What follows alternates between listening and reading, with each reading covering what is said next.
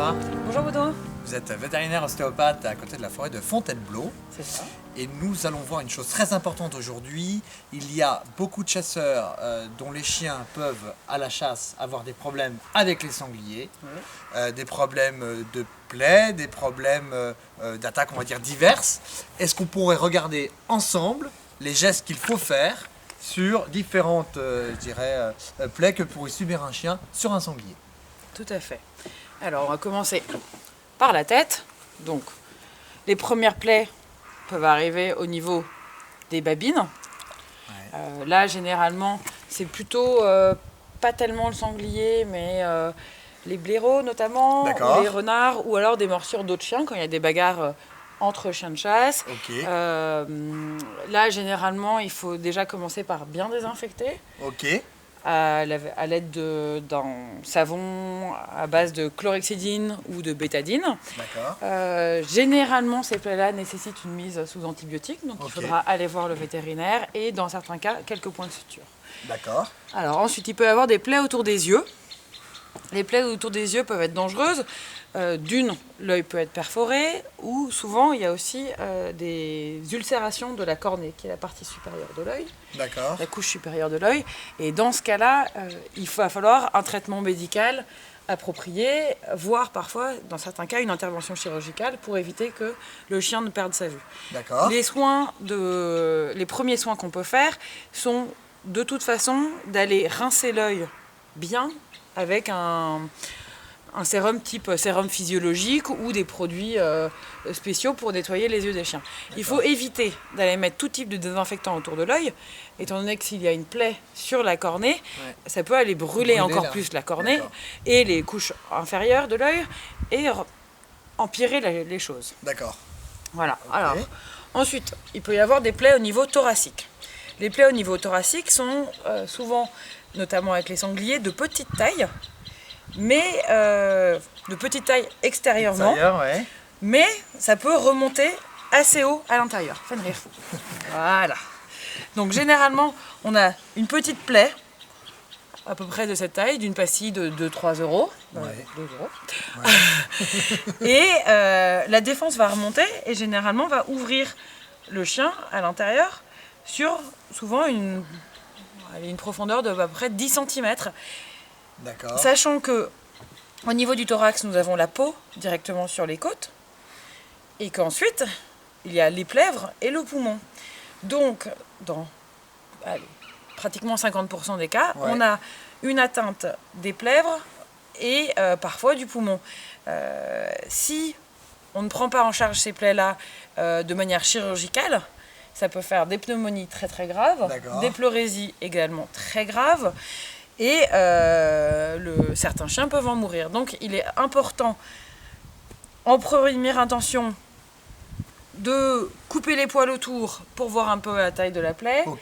Et si c'est une plaie de petite taille, ne pas oublier d'aller voir un vétérinaire pour potentiellement rouvrir la plaie de manière plus grande afin d'aller explorer toute la cavité créée par cette plaie et de ne pas oublier des germes, des poils.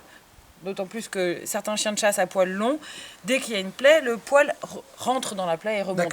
Donc le chasseur peut en premier lieu désinfecter bien la plaie, essayer de sortir s'il voit des poils qui sortent, etc. Ensuite, mettre un bandage, soit à l'aide de compresses imprégnées de désinfectant dilué, et voilà, une bande pas trop compressive. Ou alors, si c'est un chien de grande taille et que c'est un peu compliqué de faire un bandage, notre système du torchon dont nous avons parlé le mois dernier. Hop, le torchon humidifié avec potentiellement un peu de désinfectant et un peu de bande autour du chien pour bien fermer la plaie, éviter des contaminations ultérieures. D'accord. Alors, moi, je me retrouve au milieu de la traque. Mon chien vient de se faire ouvrir par un sanglier. Qu'est-ce que je dois faire? Je termine ma battue, je prends mon chien avec moi, je pars chez le vétérinaire. Comment est-ce que je le prends? On prend le chien, on le ramène à la voiture. Déjà, où on a la trousse de secours. Voilà. On dégage la plaie. Donc sur les chiens à poils longs, on coupe bien le poil tout autour de la plaie. On désinfecte un petit peu. On rince avec notre eau chaude avec un peu de désinfectant dilué D'accord, ou avec un peu d'eau savonneuse. On rince bien pour y voir un petit peu plus clair. Ouais. Si vraiment on est sûr à 100% que ce n'est que de la peau, On laisse ça peut en rester là, ça peut attendre. Si la plaie est plus profonde, vétérinaire directement. D'accord. Illico presto. D'accord. Voilà. Plus on intervient vite sur ces plaies-là, plus on va limiter la contamination bactérienne et moins les risques de complications pulmonaires et autres sont importants. Ok, d'accord. Donc pour les plaies abdominales, il en est de même. C'est souvent des plaies de petite taille avec beaucoup de dégâts internes. D'accord. Donc il est bien important de dégager la plaie, de vérifier la profondeur de la plaie. Et lors de vraies éviscérations, ce qui arrive de temps en temps, où on a vraiment la paroi abdominale très déchirée, on peut avoir les intestins qui sortent, etc. Alors là, il est primordial d'intervenir très rapidement si on veut sauver la vie du chien. La première chose, c'est donc de ramener le chien à la voiture. Là, on peut déjà rincer tous les organes qui sortent avec de l'eau tiède. Ça peut déjà aider un petit peu. Et là, pour le coup, le torchon est vraiment indispensable. On humidifie bien le torchon. On enveloppe le chien dedans, on met un peu de bande autour et directement chez le vétérinaire. Le fait d'humidifier un peu tous les organes, etc., permettra quand même, on va dire, une meilleure récupération pour le chien. Pour le chien. Ok.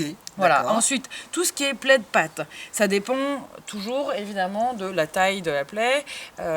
Si nous avons une plaie qui va de là à là, la suture sera nécessaire. Les gestes de première intention sont toujours les mêmes. Une bonne désinfection. On peut faire, quand ce sont des plaies qui interviennent en dessous de la patte, les bains de pied sont très utiles. Parce que ça permet, avec une petite bassine, de désinfecter bien. Et généralement, les plaies entre les coussinets se résorbent bien avec des bains de pied bi-quotidiens à base de bétadine diluée ou de chlorhexidine diluée. Ok, très bien. Eh bien, parfait. Je crois que on a à peu près tout vu sur Fenrir et sur tous les chiens qui chassent le sanglier. Merci beaucoup. Et puis on espère que les chasseurs de chasson.com vont bien prendre l'ensemble de ces instructions.